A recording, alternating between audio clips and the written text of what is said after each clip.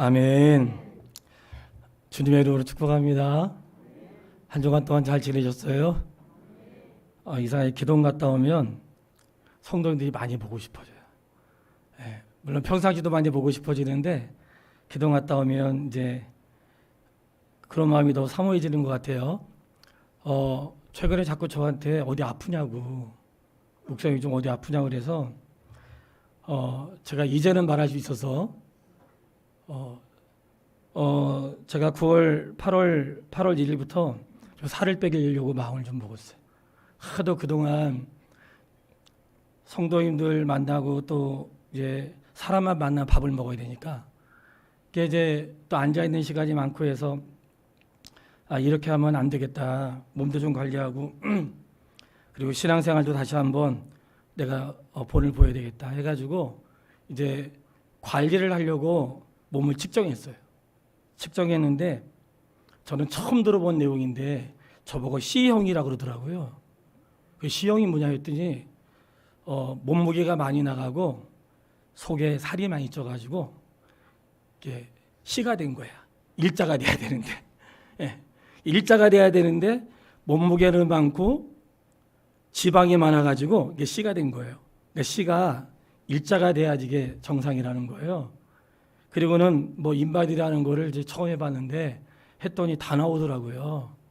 그냥 탁탁 쟀는데 처음보다 정상으로 나왔는데 이 지방은 전부 다 비정상으로 나온 거예요. 오른쪽 팔, 왼쪽 팔, 오른쪽 다리, 왼쪽 다리 다 비정상으로 나왔더라고요.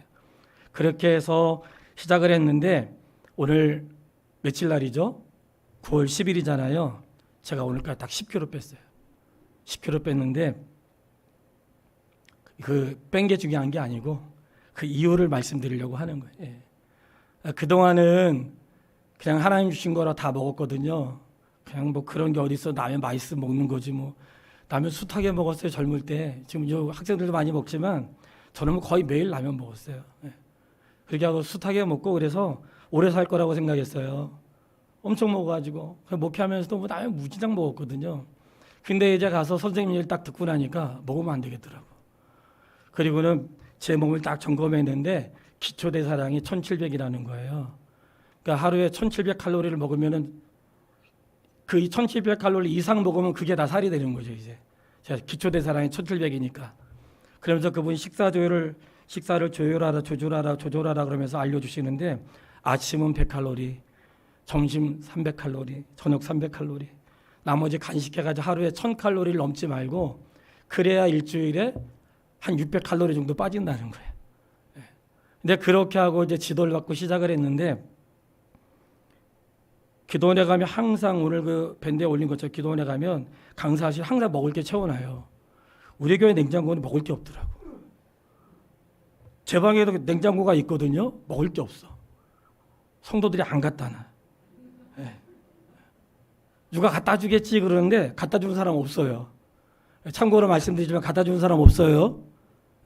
근데 기도원에 가면 강사실에 있는데 항상 먹을 게 딱 채워져 있어요. 가면은 딱 채워놓으면 그냥 그거 다 먹고 오거든요. 왜냐면 3일 동안 있어야 되니까 다 먹고 오는데 최근에는 기도원에 가면 먹을 게 없는 거예요. 꽉 채워져 있는데 하나도 먹을 게 없는 거예요. 왜냐면 다 칼로리가 높은 거예요. 음료수 한 병 마시려고 해도 음료수 한 병이 막 300칼로리인 거예요. 뭐 조그마한 이제 뭐 비스켓 과자 같은 거 있어가지고 확인했더니 그 과자가 280칼로리. 점심 한 끼 300칼로리 먹어야 되는데 음료수 하나가 300칼로리 먹으면 안 되잖아요. 그래가지고 먹을 게 없어지더라고. 그랬는데 제가 그 말씀을 드리는 것은 신앙생활을 하다 보면 이것도 하고 저것도 하고 하다 보면 나도 모르게 신앙의 삶에 비대해지는 거예요. 그래서 나도 모르는 사이에 건강한 삶이 되지 않고 그냥 여러 군데로 이제 그 살이 찌는데 좋은 살이 찌는 게 아니죠. 그러다 보면 이제 마침 내가 믿음 생활을 바르게 하려고 하다 보면 걸러내야 될 것이 있어요. 걸러내야 될 것이 있는데 그걸 대수롭지 않게 하는 사람들은 그냥 그렇게 살기로 작정한 사람들이고 그래도 뭔가 몸 관리하듯이 조금이라도 내 신앙과 삶에도 좀 잘 살아봐야지 하는 사람들은 아무래도 좀 의식을 하면서 살겠죠. 네, 삶을 돌아보다 보니까 젊어서는 아무 생각 없이 그 정도는 괜찮다고 생각했는데 시간이 지날수록 여러 모양으로 좀 잘 살아보고 싶어요. 건강한 몸과 건강한 마음을 가지고. 성도님들에게 그 중에 한 가지는 오늘 이 다윗의 진정한 친구 되었던 요나단에 대한 말씀을 전하려고 하는데, 요즘에는 이렇게 말씀을 준비하면서 굉장히 애통하는 일들이 많이 있고 눈물이 많이 나고, 그리고 다윗과 요나단의 그 사랑 이야기를 어떤 사람은 동성애라고 이렇게 글을 쓴 사람들도 있는데, 동성애 아닙니다.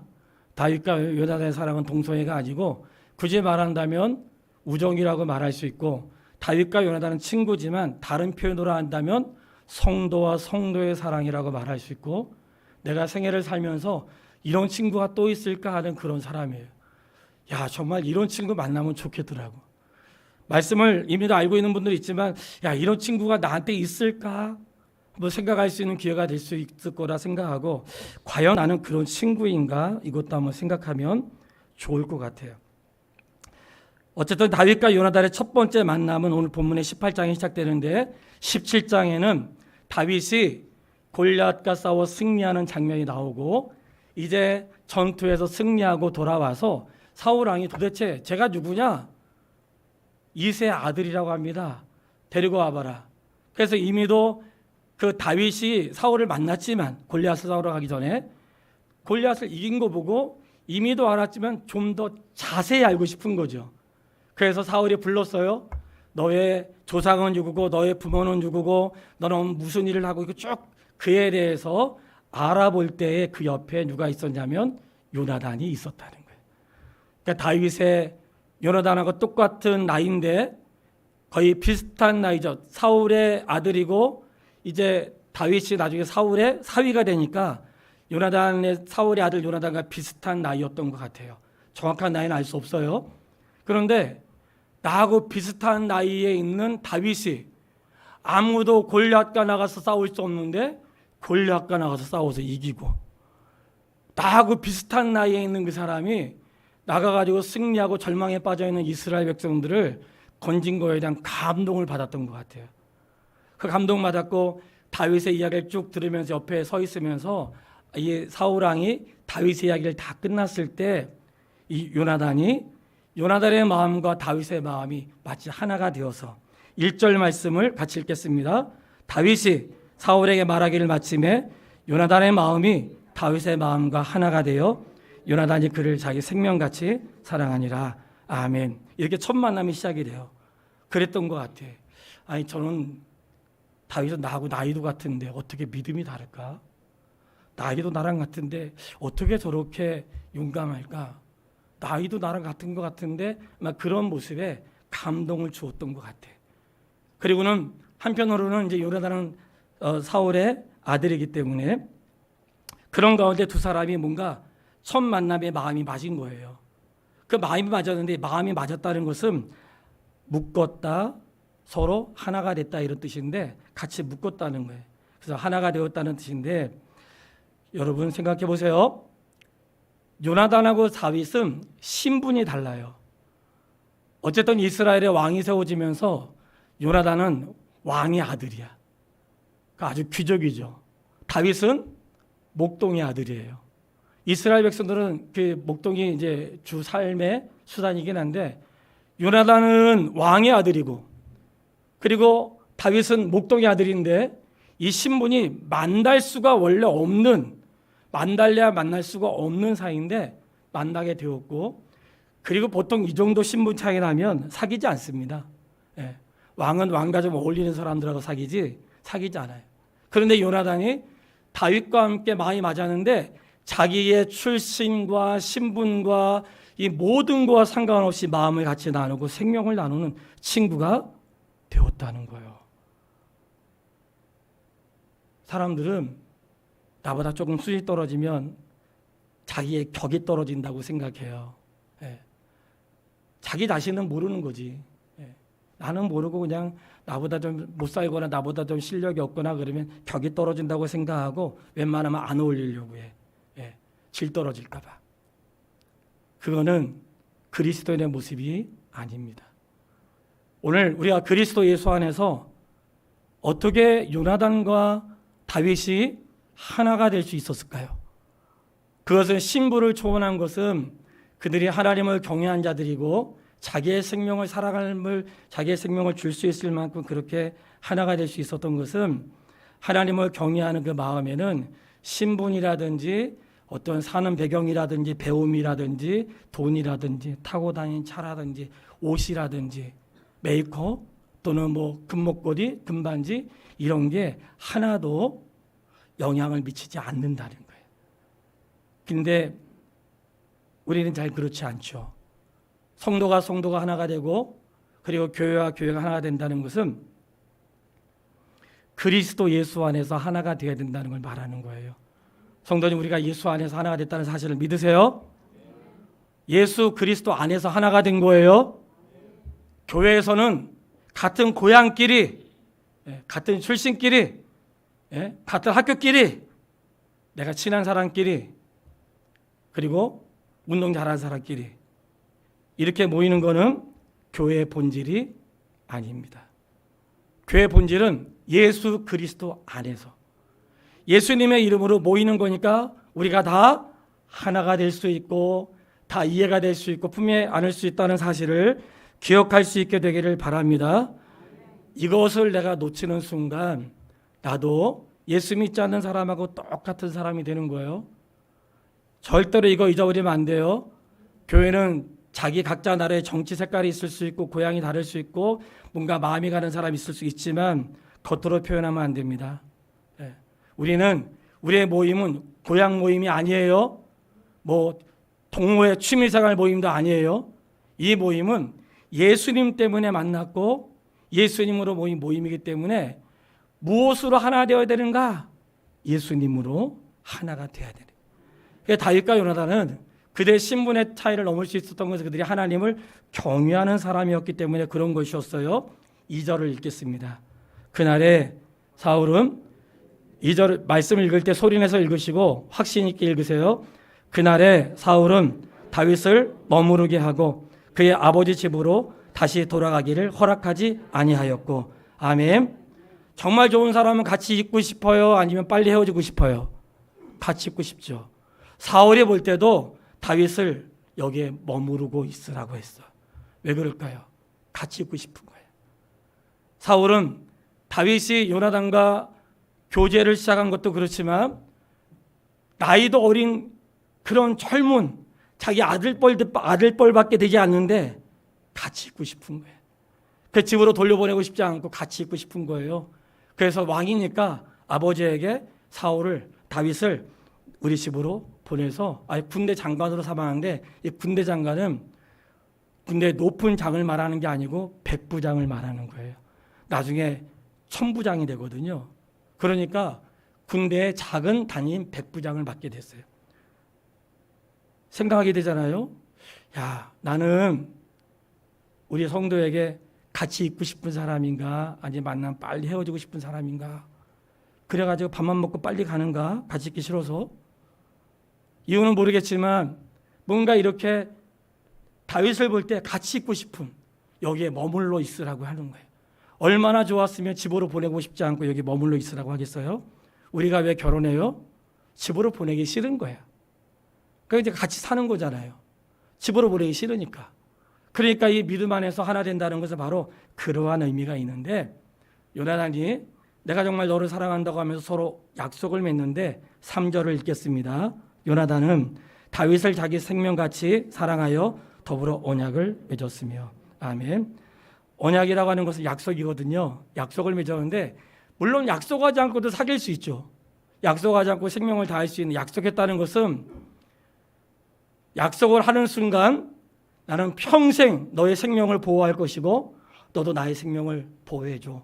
자기 생명처럼 사랑하는 일들이 있었으니까 세상에서 가장 큰 사랑은 자기 생명을 생명같이 여기는 거죠. 왜냐하면 생명이 없으면 아무것도 할 수 없으니까. 서로 생명같이 사랑하기로 했어요. 그렇게 서로 약속을 했는데 우리는 약속하고도 그냥 건성으로 약속하거나 지키지 않을 수 있잖아요. 다윗과 요나단은 약속하고 약속을 지켜요.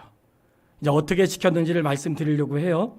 그리고는 약속한 거에 대한 증표로 요나단이 입고 있는 왕자의 옷을 벗어서 다윗에게 주고 그가 가지는 칼과 창과 이 무기를 다윗에게 주면서 그의 이름을 높여주고 내가 그를 그렇게 배려하고 생각한다는 확증을 자기의 옷을 벗어서 준 것이에요. 그러면서 서로 약속을 했어요. 그러면 지금부터 이 약속을 어떻게 지켰는지를 말씀드리려고 하는 거예요. 이제 19장. 두 번째는 19장의 사건이 있는데 19장 1절로 2절을 같이 읽겠습니다. 사울이 그의 아들 요나단과 그의 모든 신하에게 다윗을 죽이라 말하였더니 사울의 아들 요나단이 다윗을 심히 좋아하므로 그가 다윗에게 말하여 이르되 내 아버지 사울이 너를 죽이기를 꾀하시느니라. 그러므로 이제 청하노니 아침에 조심하여 은밀한 곳에 숨어 있으라. 사울이 다윗을 죽이려고 했는데 왜 죽이려는 마음을 가졌냐면 이 다윗이 전쟁터에 나가서 처음에 골리앗을 이기고 돌아올 때 백성들이 얼마나 골리앗 때문에 힘들어했어요. 골리앗과 딱 이제 사울이 들어오는데 전쟁에서 승리했을까 사울이 얼마나 기뻤겠어요. 어깨 딱 펴고 말을 타고 들어갔겠죠. 근데 백성들이 막 환영하는데 사울은 천천히요 다윗은 만만이라고 하는 거예요. 이것도 한 사람에게 한 게 아니라 노래를 불러가지고 모든 백성들이 다 알도록 사울은 천천히고 다윗은 만만이라고 막 노래를 부르는데 사울이 갑자기 기분이 확 상했어요. 사울은 1000명 죽였고 다윗은 10,000명 죽였다는 거예요. 굉장히 기분 상한 거죠. 기분이 상한 거예요. 저는 우준전사가 저보다 설교 잘해도 하나도 기분 안 상하는데 사울은 상했나 봐. 그냥 상해가지고 막 이렇게 온 거예요. 그 상한 마음이 다윗을 미워하기 시작했던 거예요. 여러분, 내가 누군가를 미워하는 순간 그때부터 내 안에 나쁜 게 싹트기 시작해요. 그래가지고 다윗에게 악한 영이 들어간 것은 사울에게 악한 영이 들어간 것은 그가 다윗을 미워하기 시작하면서부터 그의 마음을 자기가 통제하지 못하게 된 거예요. 여러분, 내 안에 미워하는 마음이 있다면 빨리 정리하시길 바랍니다. 그 미워하는 마음 때문에 성령의 은혜가 있었지만 악한 영으로 해서 그가 견딜 수 없는 일들을 만나게 돼요. 어쨌든 그렇게 시작한 일을 자기에게 잘했던 다윗을 죽이기를 작정하고 몇 번 시도했으나 다윗이 피했어요. 그리고는 그 음모를 요나단이 다윗에게 알려줘요. 아빠가 실제로 너를 그러는데 하면서 첫 번째는 그렇게 얘기하면서 무엇을 했냐면 요나단이 아버지에게 말을 하는 거예요. 아버지, 다윗은 그런 사람이 아니라고.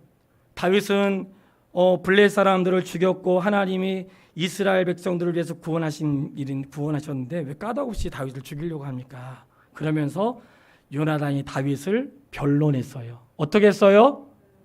요나단이 다윗을 어떻게 했어요? 변론했어요. 만약에 누가 얘기하면은 맞장구 치잖아요. 뭔가 그 무리 속에 내가 맞장구 안 치면 안 될 것 같아. 그래서 맞장구 치지 말고 그 사람이 진짜 그렇지 않다면 그 사람은 그렇지 않은데 말할 수 있어야 되는데 우리는 그냥 말 못할 때가 좀 있죠.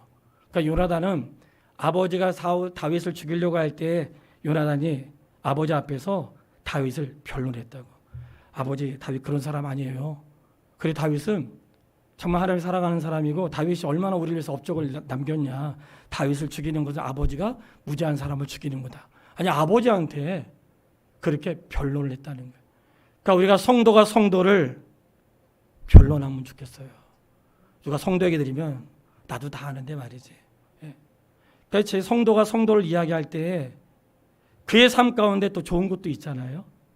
불편한 것도 있지만 제가 목회하면서 깨달은 거는 10가지가 다 좋은 사람은 한 명도 없더라고요. 그러면 목사는 똑같아요. 성도님도 목사 볼 때 10가지라면 다 만족스럽지 않다고 생각해. 그중에 몇 가지는 마음에 더럽게 안 좋을 거예요. 근데 왜 나오냐? 그나마 그래도 그냥 딴 데 갈 데도 없고 어쨌든 간에 뭔가 다 마음에 들지 않지만 어딘가는 마음에 드는 구석이 있어서 그거 하나 가지고 가는 거거든요. 잊지 마세요. 하나님은 우리가 10가지가 있다면 10가지에서 5개만 마음에 들어도 내가 너 사랑하는 그런 분이 아니세요. 근데 신기하게 사람들은 뭔가 잘하는 게 있어. 나한테는 못해도 다른 사람한테 잘한다든지 뭔가 있어. 그래서 아는 거예요. 나한테는 못하지만 잘하는 게 있으니까 한 가지만 잘해도 한 가지 때문에 그를 사랑하게 되더라고. 그러니까 우리가 사람 볼 때 이것도 못하고 저것도 못하고 하는 것도 없고 이렇게 하면 걸러지는 게 하나도 남는 게 없는 거예요. 근데 그 많은 것 중에서 그래도 이거 하나 잘하면 그냥 그거 보는 거예요. 근데 이게 믿음이 충만할 때는 그게 보이는데 충만하지 않으면 그냥 엄청나게 다른 게 커 보이는 거예요. 그거는 그 사람의 문제가 아니라 항상 나의 문제라는 걸 기억하세요. 그 사람의 문제가 아닌 거예요. 나의 문제인 거예요. 그 사람의 허물이 크게 보이는 것은 나의 문제인 거예요. 우리 중에 허물이 없는 사람 어디 있습니까? 털어서 먼지만 나오겠어요? 성도가 성도를 변론해야 되는데 그냥 거기다 더 붙여가지고 얘기하면 안 된단 말이지. 요나단이 다윗을 향하여 요나단이 다윗의 싫은 말을 할 때 변론했어요. 저는 목사가 싫은 말을 해도 목사님 그분 그런 분 아니에요. 이런 말을 들었으면 좋겠는데 아직까지 한 번도 들은 적은 없어. 그랬으면 좋겠다는 거예요. 그리고는 20장 세 번째 만남이 있는데 이제는 사울이 진짜 죽이려고 작정을 했어요. 그때는 그냥 사울의 마음을 알려고 할 때 변호한 것이고 이제 진짜 죽이려고 작정하라고 사울을 향해서 다윗을 향해서 몇 번 그냥 죽음을 시도했는데 다윗이 그 자리를 피했죠. 내가 지금 어디로 피할지 왕이 나를 죽이려고 하니까 어디로 피할 줄 몰라가 누구에게 피했는가? 20장 1절을 읽겠습니다. 같이 다윗이 라마 나요스에서 도망하여 요나단에게 이르니 거기까지. 자, 누구에게 갔어요? 요나단에게 피했어. 다윗이 사울이 나를 죽이려고 하니까 어디 갈 데가 없는 거야. 근데 누구에게 갔냐면 요나단에게 갔어요. 사울의 아들인데 사울의 아들에게 간 거예요. 그들은 생명같이 사랑하기로 했는데 다윗은 내가 요나단을 찾아가면 요나단이 아버지가 나를 싫어하지만 요나단은 나를 사랑하기 때문에 내가 그의 도움을 받을 것이라는 확신이 있었던 것 같아요. 그래가지고 어려움이 있을 때 누구에게 피했는가? 요나단에게 가서 자기의 마음을 쏟아놓았어요. 그리고 뭐라고 말했냐면 나와 죽음 사이는 한 걸음밖에 없다. 내가 더 이상 어떻게 해야 될지 모르겠다. 너가 진짜 아버지가 나를 진짜로 싫어하는 건지 아니면 잠깐 그런 건지 나한테 정확히 알려주면 내가 여기에 머물러야 될지 아니면 도망가야 될지를 결정할 수 있도록 좀 도와달라고 얘기를 해요. 그래가지고 요나단이 다윗에게 이야기를 하면서 약속을 해요. 그리고 요나단과 다윗 사이에 제가 성경을 다 읽지 않고 그냥 설명을 드릴게요. 너가 나에게 여호와의 인자하심을 베풀어 달라고 그래요. 여호와의 인자하심을 베풀어 달라. 여호와의 인자하심은 이로 표현할 수가 없죠. 하나님의 인자와 자비하심은. 그런데 베풀어 달라고 하면서 아버지는 다윗을 죽이려고 하는데 다윗은 요나단에게 피하여 아버지의 진짜 마음을 나에게 가르쳐주면 내가 있든지 도망가든지 하겠다고 했을 때에 이 요나단과 다윗이 서로 다시 한번 약속을 맺어요. 다시 한번 약속을 맺는데 그 약속은 처음에 둘이 사랑했던 약속을 좀 더 구체적으로 맺는 거예요. 이제 진짜 심각해지고 헤어질 것 같은 분위기가 된 거죠. 그래서 둘이 어떤 약속을 하냐면 요나단 너가 잘 되면 나와 내 후손들을 너가 좀 챙겨주고 그리고 다윗 너가 잘 되면 나와 내 후손들을 너가 좀 책임져 줘라 하면서 둘이 약속을 맺었어요. 성경에 예수께서 말씀하셨어요. 사람이 친구를 위하여 목숨을 버리면 이보다 더 큰 사랑이 없나니. 할렐루야.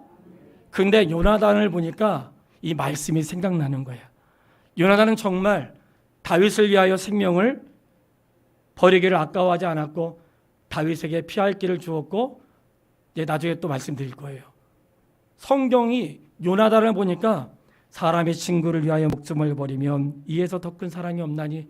요나단은 하나님의 말씀이 생각나게 하는 사람이었어요. 너무나 가슴 벅차더라고. 그러니까 우리가 성도를 볼 때 말씀이 생각나는 사람, 하나님의 말씀을 행하고 있는 사람, 사랑은 자기의 유익을 구하지 아니하고 성되지 아니하고 진리와 함께 기뻐하고, 이런 말씀 앞에 정말 집사님은 하나님 말씀이 생각나는 사람이야. 얼마나 좋겠어요? 그렇게 살기 원하시는 분 아멘 해보세요. 그렇게 될 줄 믿습니다. 적어도 그런 마음은 가져야 되잖아요. 그런 마음 가져야 돼. 요나단은 하나님 말씀이 생각나게 하는 사람이었어요. 하나님의 인자를 베풀기로 하면서 약속을 맺는데, 이렇게 보면 두 사람의 교제는 그냥 교제한 게 아니고 하나님 앞에서의 삶을 이어나간 것이에요. 우리 청년들뿐만 아니라 성도 여러분, 내가 예수님 안에서 누군가 교제한다는 것은 이렇게 살아야 된다고 주님이 우리에게 보여주시는 거예요. 지금까지 잘못 살아왔던 관계를 하나님의 은혜 가운데 하나씩 회복할 수 있는 기회가 되기를 바랍니다. 그래서 나는 못한다고 생각하지 말고, 못하는 게 어디 있습니까? 내가 마음먹으면 다 할 수 있고, 주께서 해주세요라고 하는 것은 나는 안 하겠다는 거하고 똑같은 거예요. 나에게 할 수 있는 힘을 주세요. 하나님의 은혜를 구하고 모든 관계들이 회복되기를 주의 이름으로 축복합니다. 후손에게 은혜를 베풀겠다고 하는 것은 바로 그런 거예요. 요나단이 너가 잘못돼도 너의 자녀는 내가 책임질게. 그리고 실제로 마지막에 우리가 알지만 사울과 요나단이 전쟁터에 나가서 죽잖아요. 다윗이 왕이 되는데, 왕이 되면 보통 앞에 있는 왕조들은 다 죽거든요. 그게 세상의 왕들인데 다윗은 그렇게 하지 않았어요. 요나단과 약속했잖아요. 둘 중에 한 사람이 잘 되면 자기와 후손들을 챙겨주는 걸로. 근데 요나단이 죽고 난 다음에 요나단이 요나단과 사울의 가족들을 찾아요. 그들이 찾아온 게 아니고 다윗이 찾았다고. 그들이 아버지가 약속을 지켜주세요 하고 온 게 아니라 사울과 이 요나단의 가족들 다 도망간 거예요. 왜냐하면 새로운 왕조가 탄생했기 때문에 그 앞에 있는 왕조들은 다 도망가는 거거든요. 그렇기 때문에 무비보셋도 요나단의 아들이 있었는데 도망간 거예요. 몰래 숨어 산 거예요. 그런데 그 숨어 사는 요나단의 아들 무비보셋을 다윗이 찾았어요. 찾은 거야. 굳이 그냥 모른 척 해야 되잖아요. 왜 찾았을까요? 약속한 게 있잖아. 찾았어. 찾아가지고 데리고 와서 그가 도망갈 때 넘어져가지고 절름발이가 됐는데 왕의 식탁에서 자녀처럼 밥을 먹고 사울의 모든 재산을 그에게 주어가지고 그의 자리를 회복시켜 주었어요. 그러니까 이들은 약속을 맺었는데 그냥 한 게 아니라 진짜로 한 거예요. 그래가지고 약속을 맺는 그런 삶이 있었어요. 그리고는 아버지의 마음을 정확히 확인한 거예요. 아버지의 마음을 확인하면서 아버지가 또 얘기하는 거예요. 20장 30절로 31절에 보면 20장 30절로 31절에 사울이 요나단에게 화를 내요. 사울이 요나단에게 화를 내면서 그 얘기를 해. 배영 무도한 계집의 소생아, 내가 이세 아들을 택한 것이 내 수치와 내 어미의 벌거벗은 수치됨을 내가 어찌 알지 못하냐. 이세 아들이 땅에 사는 동안 너와 내 나라는 든든히 서지 못하리라. 이제 사람을 보내어 그를 내게로 끌고 오라. 그는 죽어야 할 자니라 하면서 데려오라. 숨기지 말고 데려오라. 다윗이 있는 동안 너와 나는 그 나라 서지 못해. 그랬는데 요나단이 어떻게 했을까요? 아버지의 말을 안 들어요. 그리고 아버지와 함께 식사를 거절하고 금식을 시작하고, 그리고 3일 후에 다윗을 만났어요. 만나고 다윗에게 화살을 통해서 하나님의 아버지가 너를 머물게 하는 것을 원하지 않는다고 사인을 보내줬어요. 이 상황에서 말씀드리고 싶은 것은 우리 찬양의 가사 보면 모든 상황 속에서 주를 찬양할지라 주는 너의 큰 상급 큰 도움이시라 하면서 가사를 지나가서 내 영혼이 확정되어 싸우니 믿음의 눈 들어 주를 바라봅니다. 이 찬양 아세요? 요나단은 모든 상황 속에서 아버지의 편을 들지 않고 하나님의 말씀의 편에 있었어요. 내 마음이 확정해서 내가 믿음의 눈으로 하나님 바라보면서 아무리 아버지가 나의 아들이고 아버지를 통해 내가 생명을 공급받고 한다 할지라도 모든 상황 속에서 하나님의 뜻이 아닌 아버지의 말을 들을 수 없어서 모든 상황 속에서 내 영혼은 확정됐고 아버지의 뜻을 거절하고 하나님의 뜻을 따라 살기로 요나단이 결정을 해요. 그는 죽일 자가 아니라고 얘기를 해. 그리고 다윗에게 피할 길을 알려주면서 그들이 슬퍼하며 울었습니다. 문제는 지금부터예요. 제가 이 말씀을 읽으면서 진짜 많이 울었어요. 이제 왜 울었는지는 말씀을 읽고 설명드릴게요. 20장 41절로 42절 말씀 같이 읽겠습니다. 20장 41절로 42절. 아이가 감에 다윗이 곧 바위 남쪽에서 일어나서 땅에 엎드려 3번 절한 후에 서로 입 맞추고 같이 울되 다윗이 더욱 심하더니 요나단이 다윗에게 이르되 평안히 가라. 오늘 두 사람이 여호와의 이름으로 맹세하여 이르기를 여호와께서 영원히 나와 너 사이에 계시고 내 자손과 내 자손 사이에 계시리라 하였느니라 하니 다윗은 일어나 떠나고 요나단은 성읍으로 들어가니라. 아멘. 살면서 처음에는 사울이 다윗을 보고 야 여기 머물러 있어. 나 너랑 같이 있고 싶어. 여기 머물러 있으라 그랬어. 그 집으로 돌려보내기 싫어가지고 집에다가 소식들 전하고 다윗을 여기 머물러 있게 했어요. 근데 이제는 싫은 거야. 처음에는 여기 있으라고 했어. 너무 좋아가지고 좋았어. 여기 머물러 있으라고 했는데 싫어졌어요. 그냥 싫은 게 아니고 죽이고 싶었어. 막 죽이려고 찾아다니는 거예요. 사람 사는 일에는 그럴 수도 있더라고요. 그냥 만났을 때는 평생 없으면 죽고 산다?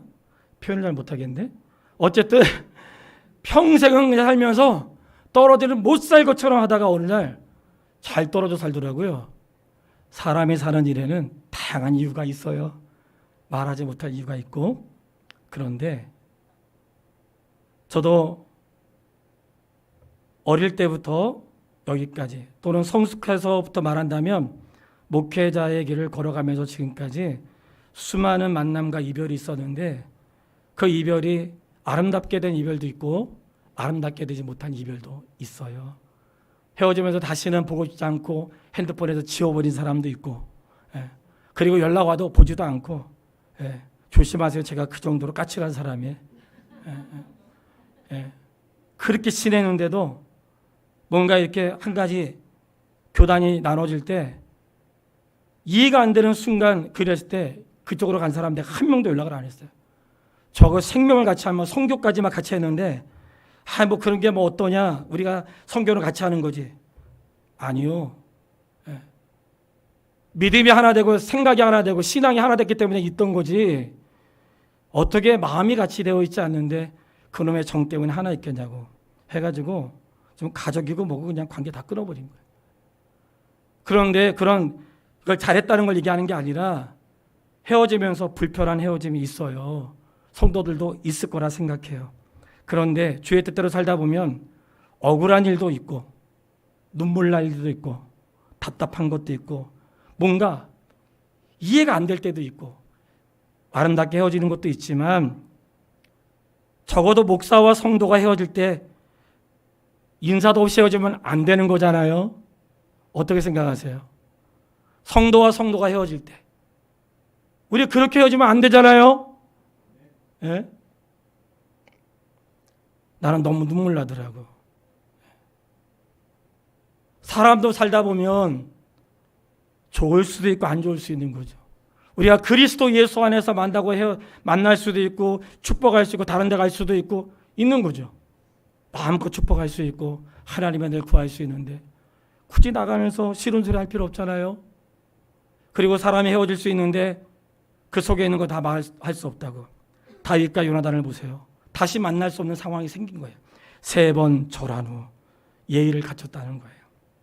서로에게 예의를 갖추고 같이 울었는데 다윗이 더욱 심했대요. 아무래도 떠나는 사람이니까 더 그랬던 것 같아요. 그 요나단이 다윗에게 평안히 가라고 말하면서 여호와의 이름으로 맹세하고 하나님이 너와 나 사이에 계실 것이다 약속을 맺어요. 저는 부득이하게 예배당을 옮기는 분들이나 직장 때문에 여러 가지 인생에 다양한 우리가 있으니까 정말 그분들이 한 분 한 분 제가 성도에게서 소개하는 것은 시작과 끝을 잘 맺고 싶어서 그런 거예요. 시작을 인사했으면 나갈 때도 인사하는 게 맞죠. 시작을 기도했으면 나갈 때도 기도하는 게 맞죠. 성도님들 가르쳐 드리는 거예요. 앞으로 그런 일 생기면 꼭 저한테 와서 말씀하시고, 그러면 기도하고 성도들하고 인사하고 이렇게 하는데 그냥 어느 날 사라지고 어느 날 전화도 안 받고 그러면 그동안의 관계가 뭐예요, 여러분? 목사와 성도와 성도와 성도의 그 관계가 얼마나 부끄러워. 이게 예수 믿는 사람들의 인격과 태도가 너무나 부끄러워. 그렇게 살면 안 됩니다. 그래서 이 말씀을 통해 알려드리는 거예요. 살면 안 되는데 정말 서로를 사랑하면서 어쩔 수 없는 상황이 우리에겐 있는 거예요. 그 모든 걸 다 말할 수는 없어. 있는 거예요. 있는 건데 다윗은 왜 사울을 죽이지 않았을까요?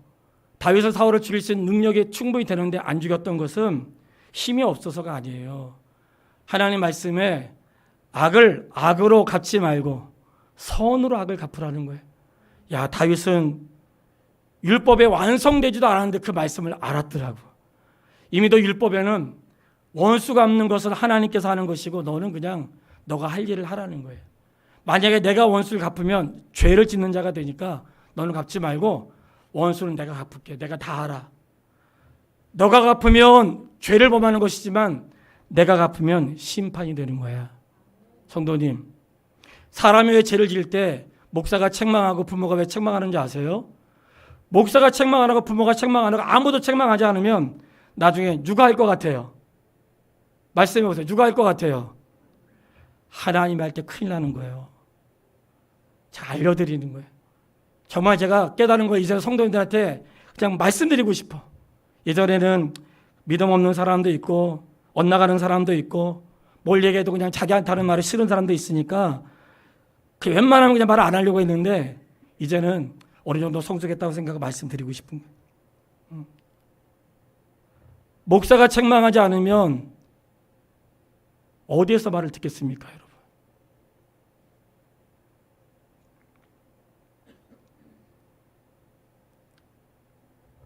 자녀가 잘못하는데 부모가 책망하지 않으면 어느 날 하나님이 책망하는 순간 그때 부러지는 거예요. 하나님이 교회의 질서 가운데 권징이라고 하는 것을 두신 것은 너희 중에 그렇게 지혜가 없냐? 이 말은 너희 중에 그 문제 하나 해결할 수 없어가지고 세상 법적으로 가냐 그런 뜻이거든요. 그래서 너희 중에 지혜가 없어가지고 그 말은 하나님의 말씀에 대한 신뢰가 없으니까 말씀의 권면을 받지 않고 자기가 편한 걸 듣는 거예요. 여러분 꼭 잊지 마세요. 내가 잘못했는데 잘못한 거에 대한 내가 책망을 받지 않을 때 하나님이 책망하시면 그때 어딘가 부러지는 거야. 근데 하나님의 책망은 나를 죽이려고 하는 책망이 아니고 그걸 통해서 나를 살게 하시고 깨닫게 하시는 것이라는 것까지도 잊지 않게 되기를 바랍니다. 어쨌든 그들의 아름다운 이별이 이루어지는데 저는 정말 그렇게 살고 싶어요. 은퇴를 하는 목사님들의 끝이 성도하고 너무 안 좋은 게 저는 너무도 많이 봤어요. 너무도 많이 보고 아름답게 된 데도 많이 봤지만 끝이 진짜 안 좋은 목사님도 진짜 많더라고요. 평생 자기를 섬겼던 목사를 그냥 내보내는 나쁜 성도가 있고 그냥 교회도 어려운데 자기만 생각하고 나가는 그런 나쁜 목사도 있더라고요. 그러니까 뭔가 제가 볼 때는 사랑이 없는 거야. 사랑이 없는 거야. 평생 주를 위해 살면서 살았던 목회자를 존중하지 않는 성도에게 무슨 믿음이 있겠습니까? 그리고 내가 평생 양육하면서 그리고 헌신한 그 교회를 떠나면서 교회가 감당할 수 없는 놀라운 그런 은퇴비와 변료금을 원하면 그게 과연 인생의 아름다움을 맞출 수 있는 거냐.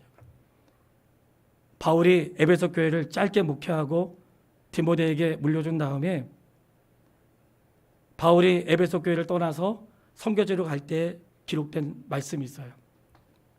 에베소서 20장 36절로 38절 말씀이에요. 20장 36절로 38절인데 이 말을 한 후 무릎을 꿇고 그 모든 사람들과 함께 기도하니 다 크게 울며 바울의 목을 안고 입을 맞추고 다시 그 얼굴을 보지 못하리라 한 말로 인하여 더욱 근심하고 배에까지 그를 전송하니라. 성도님, 저는 이렇게 마치고 싶습니다. 저는 이렇게 목회 마치고 싶으니까 그렇게 할 수 있도록 기도해 주시기를 바라겠습니다. 이렇게 헤어졌어요. 그리고는 다윗과 요나단이 못 만날 줄 알았는데 한 번 만남의 기회가 됐어요. 시간은 조금 지났지만 오늘은 좀 더 하겠습니다. 시간 개의치 마시고 그냥 앞에 보세요. 23장에 다윗이 도망을 다니는데 이스라엘 땅에 있을 곳이 없는 거예요. 가는 데마다 그냥 사울이 쫓아오니까 이스라엘 땅을 넘어가지고 이방인의 땅에 갔다가 또 돌아왔는데 이방인의 땅에 갔을 때 갓이라고 하는 선지자를 통해서 다윗 유대 땅으로 들어가라. 그래가지고 유대 땅으로 들어가서 광야와 수풀과 어떤 그 골짜기에서 지내게 됐어요. 그리고는 다윗이 가는 곳마다 사람들이 사울에게 말하기 시작한 거예요. 왜냐하면 한 번은 다윗이 이 선지자들이 사는 제사장들이 사는 그곳에 가서 도움을 받았다가 사울이 알고 그 높지방에 있는 제사장들을 다 죽여버렸거든요. 그러니까 그 소문이 나면서 다윗이 가는 데마다 사울에게 말을 안 했다가는 그 사람들처럼 죽임을 당할까 봐 다윗이 가는 곳마다 사람들이 막 이러는 거예요. 그러니 뭐 있을 데가 없는 거죠. 거기를 누가 찾아왔나? 요나단이 찾아왔어요. 이런 상황이에요. 사울은 다윗을 죽이려고 막 찾아다녀. 사람들은 다윗이 어디 있는지 다 얘기했어. 그러니까 대충 어디 있는지를 아는 거예요. 요나단이 다윗을 찾으러 갈 수 있는 상황이 아니에요. 근데 찾으러 갔어요. 23장 15절로 18절 말씀 읽겠습니다. 23장 15절로 18절 같이 읽습니다. 다윗이 사울이 자기의 생명을 빼앗으려고 나온 것을 보았으므로 그가 십광야 수풀에 있었더니 사울의 아들 요나단이 일어나 수풀에 들어가서 다윗에게 이르러 그에게 하나님을 힘있게 의지하라 하였는데 곧 요나단이 그에게 이르기를 두려워하지 말라. 내 하나님 사울의 손이 내게 미치지 못할 것이요 너는 이스라엘의 왕이 되고 나는 내 다음이 될 것을 내 아버지 사울도 안다 하니라. 두 사람이 여호와 앞에서 언약하고 다윗은 수풀에 머물고 요나단은 자기 집으로 돌아가니라. 아멘. 자, 요나단이 다윗을 찾아봤어요. 너무 감동이 되더라고요. 정말 좋은 친구는 언제 찾아갈까요? 어려울 때. 여러분, 어려운 사람은 찾아갈 수가 없어요. 아실 거라 생각해. 어려운 사람은 찾아갈 수 없어요. 내가 어려운 게 소문난 사람은 찾아갈 수가 없어. 부담을 느끼거든. 심지어는 지금은 생명의 위협을 느낄 수 있는 상태이기 때문에 다윗은 지금 누구한테 갈 수가 없어요. 누가 왔을까요? 요나단이 간 거예요. 성도 여러분, 우리가 서로 사랑한다는 것은 정말 성도가 어려울 때 그를 위로할 수 있는 사람이에요. 아플 때, 어려울 때, 힘겨울 때 정말 밥 먹고 사는지 병원비는 냈는지 괜찮은지 그 사람의 태도와 삶에 대해서 상관없이 그게 진짜 성도인데 오늘 다윗이 어려울 때 요나단이 고난 중에 있는 다윗을 위로하러 왔어요. 위로만 한 게 아니라 하나님을 힘있게 의지하라고 하면서 하나님이 반드시 도와줄 거라고 두려워하지 말라고 사울도 이 사실을 알고 있다는 사실을 말했어요. 욥의 세 친구는 와가지고 비난했거든요. 너가 죄가 있는지 한번 살펴봐라. 요나단은 그러지 않았어요. 그를 존귀하게 세우고 했어요. 환난 중에 찾아갈 수 있는 사람이었고 정말 위로가 되었던 사람이었어요. 목사가 성도에게 그런 사람이 되고 싶습니다. 그 성도가 성도를 만날 때 그랬으면 좋겠어요. 자, 이렇게 끝날 수 없고 우리가 뭐 다윗과 요나단의 그 스토리도 좋지만 다윗의 어떤 인격과 삶을 말하려고 하는 것이 아니라 다윗이 하나님의 말씀 안에 살아갔던 다윗과 요나단의 삶이 얼마나 아름다운지를 보게 하시면서 그들은 하나님의 말씀이 생각나게 하는 사람이라고 했어요. 우리가 가끔 기도할 때 그런 기도에 하나님 아시죠? 우리가 의지가 약하여 할 수 없습니다. 여러분, 의지가 약한 게 아니고요. 하고자 하는 마음이 없는 것이에요. 예. 다윗과 요나단의 의지가 약하지 않았을까요? 예. 한번 그렇게 기도하는 내 삶을 주님 앞에 진짜로 한번 서보세요. 진짜 내가 의지가 약한 건지 아니면 하고 싶지 않은 건지 아니 내가 자신이 없는 건지 생각해 보세요. 내가 의지가 약한 게 아니고 그거를 할 수 있게 해달라고 기도를 하지 않는 거예요. 하나님이 뜻이면 의지가 약한 게 아니라 할 수 있게 되는데 이런 다윗과 요나단을 통해서 우리에게 보여주시는 것은 이런 친구 있으면 좋겠죠. 얼마나 좋아요. 근데 이런 친구가 없는 사람도 있어. 우리가 좋지만 우리가 그런 친구가 될 수 있으면 우리가 다윗과 요나단 같은 사람이 먼저 우리가 그렇게 되었으면 좋겠습니다. 그리고 한 생애나 살다 동안 그런 친구를 만날 수 있는 은혜도 있게 되기를 바랍니다. 근데 여기서 멈추고 싶지 않은 것은 사람들은 그런 마음이 있을지라도 나의 친구 되시는 예수님은 그분의 세계 가운데 사람들이 예수님을 향해서 뭐라고 말했냐면 마태복음 11장 19절에 예수님은 세리와 죄인의 친구라고 했어요. 세리와 죄인의 친구니까 예수님은 하나님이신데 어떻게 하나님과 내가 친구가 되고 하나님과 내가 어떻게 같이 상에서 밥을 먹고 하나님과 내가 어찌 한 자리에서 있을 수 있겠어요? 불가능한 일입니다. 이거는 우연이라도 만날 수 없는 일이에요. 불가능한 일이에요. 주님이 오신 거예요. 오셔서 세리와 죄인의 친구가 되신 거예요. 친구는 찾아가는 거예요, 여러분. 예. 제발 좀 먼저 인사 좀 하세요. 좀 먼저 인사하면 좀 큰일 나나 봐. 예? 좀 나이 많으신 분이 먼저 인사하세요, 좀. 예? 어린 사람들이 잘 모르니까. 딱 봤을 때 내가 나이 많다 그러면 먼저 인사하세요. 예. 이 먼저 행하는데 세리와 죄인의 친구가 예수님이라면 모든 신분과 나이와 그런 차이를 예수님이 극복하셨다면 우리가 극복하지 못할 게 어디 있습니까? 예? 내가 주님으로부터 그런 사랑을 입었는데 내가 하지 못할 일이 어디 있겠습니까? 극복할 수 있게 되기를 바랍니다. 그리고 심지어는 가룟 유다가 예수님을 만나러 왔을 때 예수님의 얼굴을 모르니까 새벽 시간이기 때문에 가룟 유다가 예수님 만나서 어떻게 했어요? 입 맞췄잖아요. 그리고는 잡으라고 사인을 했잖아요. 그때 예수님이 가룟 유다에게 이렇게 말씀하셨어요. 친구여, 내가 무엇을 하려고 왔는지 행하라.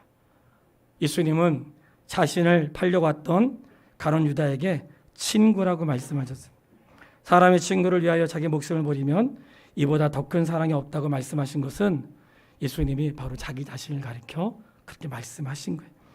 그런 사람을 나의 친구라고 말씀하시고 다시는 종이라고 말하지 않고 친구라 말할 것인데 그 다음 말씀 보면 요한복음 15장 15절 말씀이에요. 내가 내 아버지께 들은 것을 다 너희에게 알게 하였습니다. 친구는 나 알려준다는 거예요. 그렇기 때문에 요나단이 아버지의 이야기를 사울 다윗에게 얘기했던 것처럼 예수님이 하나님의 뜻을 하나도 남김없이 친구된 우리에게 다 알려주신 거예요.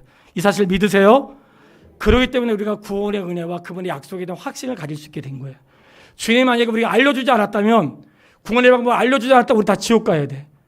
주님 만약에 하나님의 위대하심을 알려주지 않았다면 우리 날마다 죄악 가운데서 방황할 거예요. 근데 주님이 알려주신 거예요. 구원의 길을 알려주시고 지옥까지 안 문다고 알려주시고 내가 죽어도 산다는 걸 알려주시고 하나님의 마음이 얼마나 넓은지 오늘 차장처럼 하늘을 두루마리 삼고 바다를 먹물 삼아도 그 사람 기록할 수 없는 분이라는 사실을 알려주신 거예요.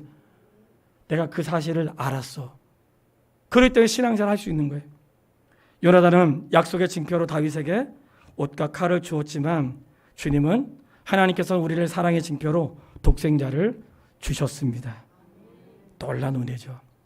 예, 사랑하는 여러분, 이렇게 살고 싶으신 분 아멘 해보세요. 저도 진짜 그렇게 살고 싶어요. 우리 한번 이렇게 살아봐요. 지금까지 못 살았던 거 한번 살아보자고. 장석권 집사님 아마 지금 온라인으로 예배 드리실 거예요. 예, 제가 한마디 하겠습니다. 최근에 장석권 집사님하고 점심식사를 같이 했어요. 예, 홍성주 성도님이랑 그 간호하시면서 정말 수고해가지고 오늘 좀 이번 주 가셨는지 몰랐는데 어쨌든 너무 고마워서 누군가를 돕기 위해서 했다는 건 참 귀한 일인데 장석권 집사님을 만나서 식사하고 차 한잔 마셨는데 제가 얘기도 한 것도 아닌데 장석권 집사님이 옛날 얘기를 쭉 하시더라고요. 물론 뭐 옛날에 신앙생활 잘했던 얘기는 아니에요. 방황한 얘기를 하셨어요. 예, 어떻게 살았는지 짧게 얘기하셨어요. 근데 맨 마지막 내용이 중요해. 목사님, 정말 남은 생에 한번 주를 위해 살아보고 싶으시다는 거예요. 예? 다른 분 감동이 안 되시나 봐. 남은 시간 주를 위해 살아보고 싶다고 하시더라고. 근데 잘 안 된대. 그래서 이번에 홍성주 성도님 나오시면 두 분이 같이 남은 시간 동안 주를 위해 한번 살아보시라고 그랬거든요. 저는 우리 성도님들과 함께 매 시간마다 자기의 고집으로 살지 말고 하나님 말씀이 내 삶이 양식돼서 다윗과 요나단처럼 한번 살아보고 싶어요. 우리 한번 그렇게 살아봐요. 네, 목사와 성도 사이가, 성도와 성도 사이가 이렇게 살았으면 좋겠고, 하나님 말씀 앞에서 우리가 그렇게 되면서 하나님의 위대하신 뜻을 이뤄가면서 누구를 보아도 화평교회 성도는 하나님 말씀이 생각나는 사람, 그랬으면 좋겠습니다. 예, 찬송가 222장 우리 다시 만날 때까지 이 찬양 너무 하고 싶었어요. 예, 아무튼 헤어진 사람들은 죽어서라도 만날 거니까 걱정하지 마시고, 앞으로 헤어질 사람들은 믿음 안에서 어떻게 헤어져야 되는지, 그리고 우리가 또 주일날 헤어졌다 또 만나니까 그때까지 하나님의 도우심을 구하면서 222장 다윗과 요나단의 그 모습이 정말 앞으로 우리 삶의 인격과 삶이 되기를 원하면서 찬양하고 마치겠습니다.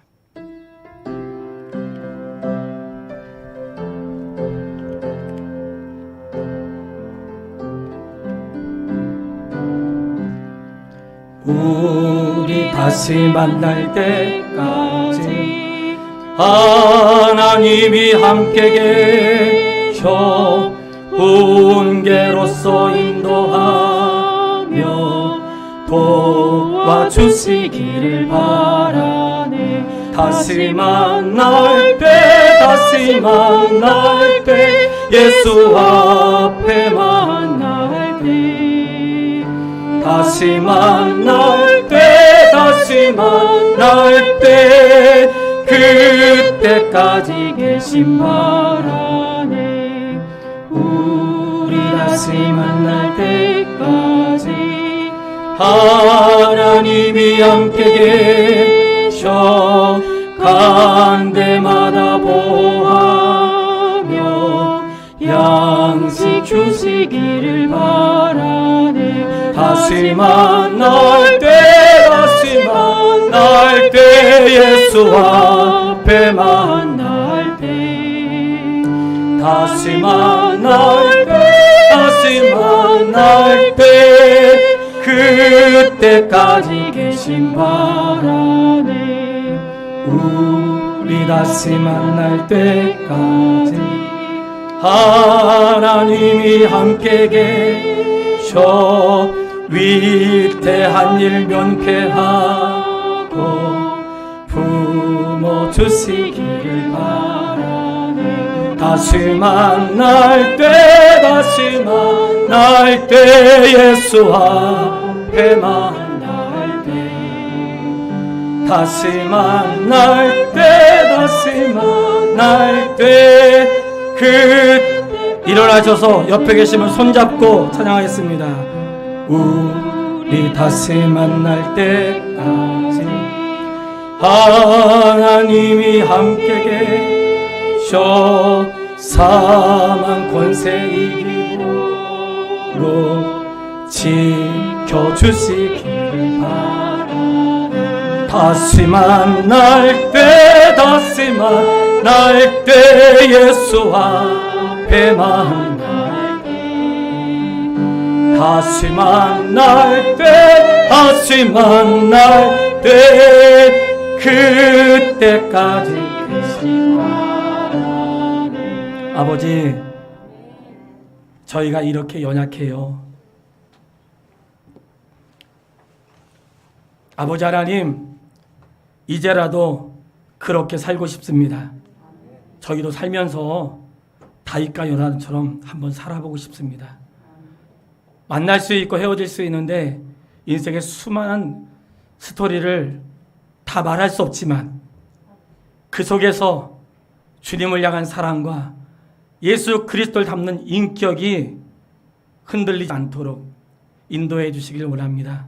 모든 상황 속에서 믿음을 선택하고 하나님 기뻐하시는 방법으로 만남을 갖고 헤어짐을 갖고 서로를 축복하고 기도하고 한 주간 있다 또 만나고 또 그 다음에 만나고 만날 수 없을지라도 주께서 그의 인생에 복을 주시고 형통하게 하시고 하나님 나라에서 만날 때 꼭 그곳에서 만날 수 있는 은혜를 허락해 주시기를 구하는 아름다운 기도가 오늘 우리의 기도가 되기를 소원합니다. 할 수 없다고 말하지 않게 하시고 연약하다고 말하지 않게 하시고 예수 그리스도 안에서 할 수 있는 믿음으로 살아갈 수 있도록 우리를 주장하여 주시옵소서. 예수님의 이름으로 기도했습니다. 아멘. 이제는 우리 주